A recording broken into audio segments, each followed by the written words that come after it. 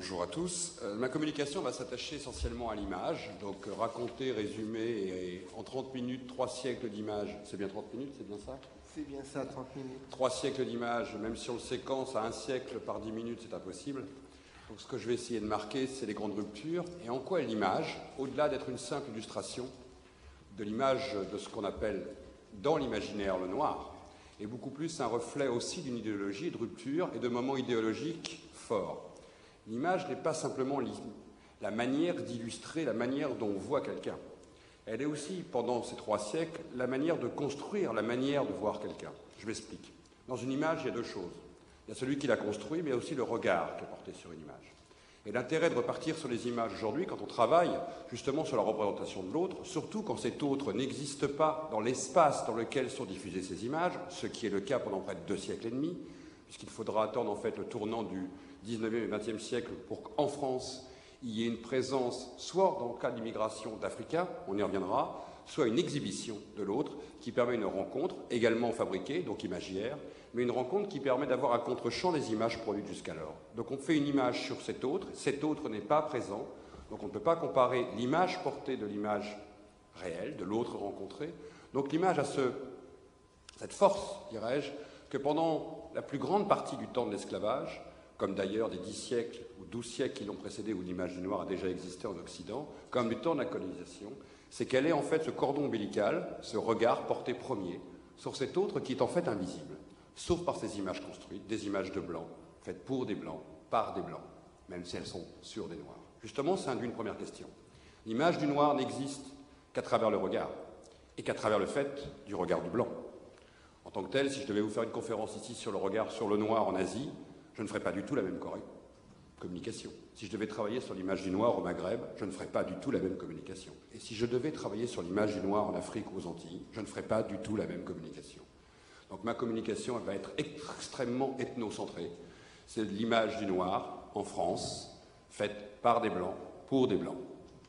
Et donc dans un cadre spécifique, qui est d'abord celui de l'esclavage, puis de la colonisation.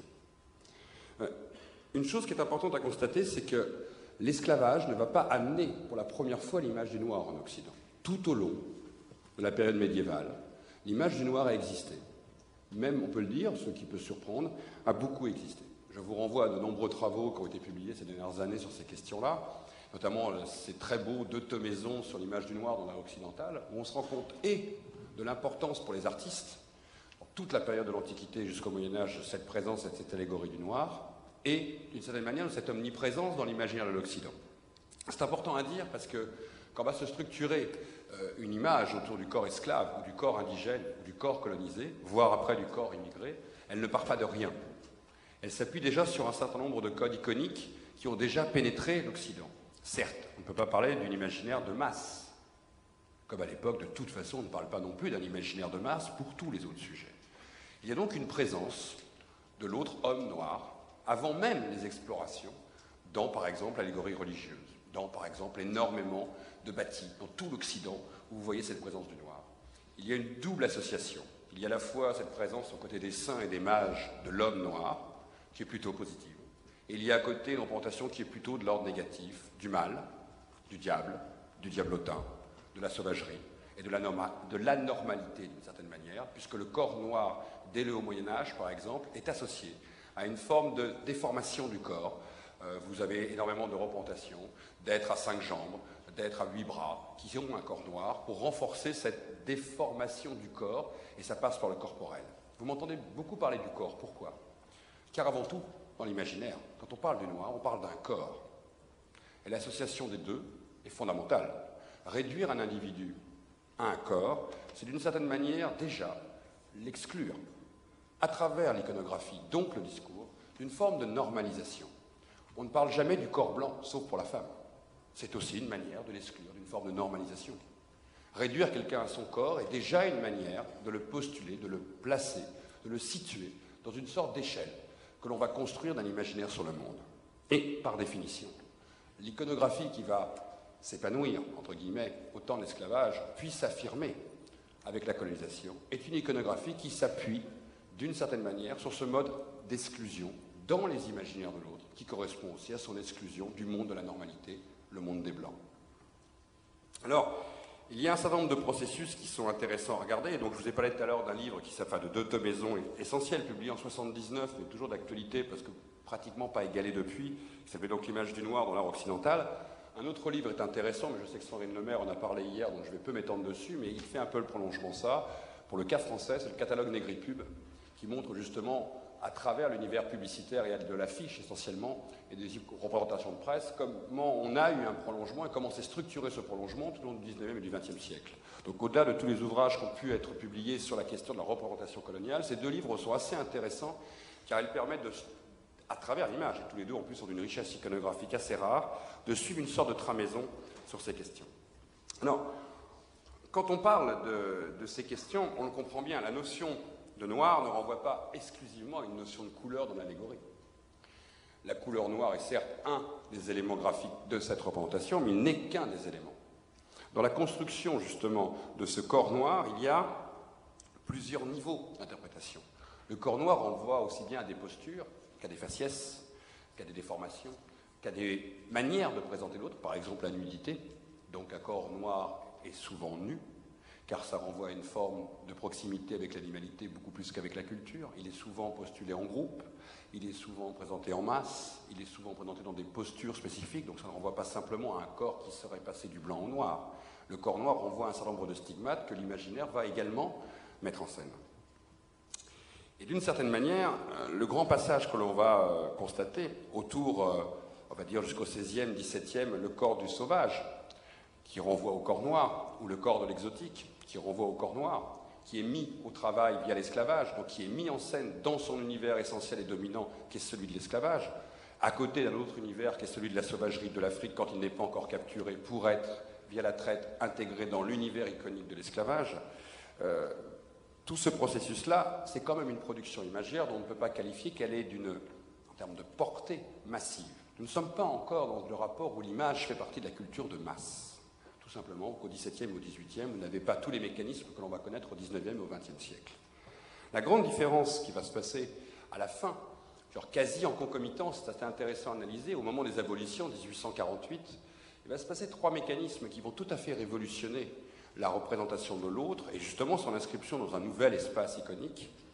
Premièrement, c'est que l'autre va rentrer dans un univers de monstration. C'est quoi la monstration ? C'est qu'à force de parler de cet autre qui est invisible, on va le rendre visible, on va l'importer ici, j'ai bien dit le mot importer, et on va l'exhiber. C'est une très grande différence entre le XVIIIe et le XIXe siècle. Au XVIIIe, certes, il existait des cabinets de curiosité, mais qui étaient en fait réservés à une aristocratie, à quelques bourgeois, ou à quelques bas-fonds de Londres et de Paris. Avec le phénomène des exhibitions d'Hagenbeck, par exemple, qui était allemand, des grandes exhibitions du Jardin de l'Acclimatation, on va passer d'un processus ponctuel à un processus de masse. Je donne un petit exemple. L'exposition universelle de Paris en 1900, qui aura plusieurs milliers d'exhibés indigènes, fera 50 millions de visiteurs. À côté, le journal de TF1 est une petite affaire médiatique. 50 millions de visiteurs. La grande exposition coloniale de Paris de 31, ce sera 33 millions de tickets vendus. Je veux dire que nous avons là affaire à des phénomènes de masse qui construisent la mentalité de l'Occident, le regard de l'Occident sur lui-même et sur le monde, au sein desquels, quasi pendant 8 décennies, d'une manière extrêmement récurrente et régulière, l'autre va être exhibé. Certes, l'autre exhibé n'est pas qu'africain. Il peut être maghrébin ou chinois. Il peut être également pour un anglais irlandais, pour un français breton ou flamand, ou basque ou corse. Mais il est avant tout africain, enfin noir, justement. Cette notion est fondamentale puisqu'on constate même que des troupes en Allemagne s'appellent togolaises, en Suisse vont s'appeler Dahomey, et en arrivant en France vont devenir sénégalaises. Et en traversant la Manche pour aller en Angleterre, vont se retrouver malgaches. Le débat n'est pas de montrer l'autre pour ce qu'il est, mais de montrer l'autre pour ce qu'on en pense. Et vous connaissez à peu près tous ici l'origine de ce processus qui démarre au début du XIXe avec la Vénus hottentote. Montré en termes de phénomène de foire, au carrefour de la science, d'une certaine manière, et au carrefour du monde du spectacle et du cirque. Et cette monstration se double donc de ce que je viens de dire, le début aussi de la rencontre de la science et de l'image portée, c'est la mensuration, mesurer l'autre. Mesurer l'autre est fondamental à ce moment-là parce qu'on n'est plus en train d'élaborer simplement un discours sur le noir sans codification, mais un discours sur un noir qui est montré comme emblème des autres noirs. Donc on rentre dans l'univers de l'anthropologie, de l'ethnologie, du discours sur l'autre, sur la culture, sur ce qu'il est. Et le rapport, il ne faut jamais oublier, c'est que ces spécimens, je dis bien le mot de l'époque, spécimens qui arrivent en Occident, sont des spécimens qui arrivent dans ces spectacles. Et la rencontre à partir de 1850, 60, 70, 80, de cette fin du XIXe siècle, entre ce temps de la science et ce temps du spectacle, est concomitante à une révolution totale de l'image. Pourquoi? C'est le moment où émergent trois supports majeurs dans l'imaginaire collectif. Le premier, c'est la carte postale, qui est liée à une autre invention majeure qui est la photographie, qui commence à être des supports de masse en termes de diffusion. Et le troisième grand support à ce moment-là pour populariser une image, c'est l'affiche. Et vous avez ces trois vecteurs-là qui vont en même temps qu'il y a ce temps de la monstration, ce temps de la mensuration et de la, je dirais, le moment de la science dominante, vont pouvoir diffuser, cette fois-ci extrêmement largement, cette image de l'autre qui va se structurer dans ces mondes-là. Certes, ça va accompagner les spectacles. Les spectacles de zoo humain sont accompagnés d'une profusion d'images incroyables, que ce soit en carte postale, en photographique, mais aussi en affiche, puisque même celui qui ne va pas au spectacle de zoo humain voit l'affiche dans sa ville. Dernier support qui se révolutionne à ce moment-là, c'est plutôt une mutation, la presse. La presse intègre l'image de plus en plus. L'objet abouti qu'on est tous en tête, c'est le premier journal de France à l'époque, à la fin du 19e, c'est le Petit Journal, dont le supplément de chaque semaine est 2 dessins, un en couverture et un en quatrième de couve. Rien que pour vous donner une idée, ce qu'a démontré Jean-Barthélemy Debost dans ses travaux, l'Afrique et l'Africa représenteront près de 20% des surfaces de ces couvertures de presse hebdomadaires à l'époque, à la fin du 19e, ce qui montre en plus la prégnance du sujet et sa place. Donc on le voit bien qu'il y a, à ce moment-là, au moment des abolitions, et au passage du temps de l'esclavage au temps de la colonisation, aussi une rupture imaginaire qui amène une profusion de supports sur lesquels va pouvoir se bâtir ce regard sur cet autre. Et je l'ai dit, l'autre arrive à ce moment-là, mais il arrive dans un contexte également d'image. C'est quoi un zoo humain? C'est pas parce que l'autre est vivant devant vous dans une cage, dans un zoo, dans un spectacle ethnographique. Quelque part, il est mis en scène. D'ailleurs, comme le sauvage n'existe pas, on le paye pour ça, pour jouer au sauvage. Pour qu'un sauvage soit parfaitement un sauvage, mieux vaut lui donner un salaire. Et dans 98% des cas des zoos humains, ils auront des salaires. Et ils joueront au sauvage. Et ça durera jusqu'au milieu des années 30. Donc même l'image du zoo humain, c'est avant tout un plateau de cinéma, réinventé bien avant le cinéma, pour arriver justement à convaincre, au-delà d'une simple image papier, que même l'image du réel qu'on peut aller voir avec ses enfants au jardin d'acclimatation un samedi après-midi en allant pique-niquer, c'est bien l'image que l'on a en tête, que l'on a vue dans la presse de ce sauvage-là. Et à ce moment-là, quand on essaye de décoder un tout petit peu les éléments qui constituent, je dirais, la matrice de lecture, on se rend compte qu'il y a à peu près 4 niveaux essentiels dans la manière de montrer cet autre homme noir ou femme noire. Certes, il y a la couleur de la peau, je l'ai dit, on va y revenir. En deuxième lieu, il y a le visage. Le visage est fondamental. D'abord parce qu'il permet de jouer sur 2 attributs qui sont tout le temps associés à l'homme noir, les yeux et la bouche. 2 fonctions essentielles.